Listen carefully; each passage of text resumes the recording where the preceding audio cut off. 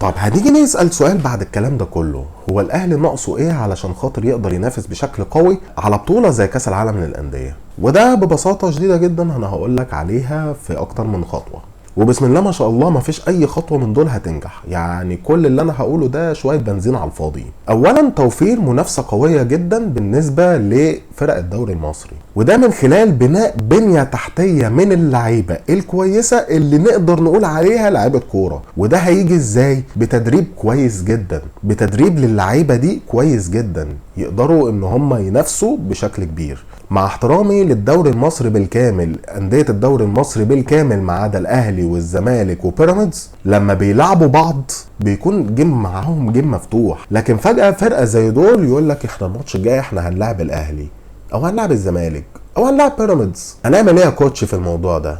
هقول لك وهي دي عايزه سؤال؟ اركن الاتوبيس والعب على الهجمات المرتده. فبالتالي ماتشات الدوري المصري مش الماتشات اللي انت تقدر تتفرج عليها.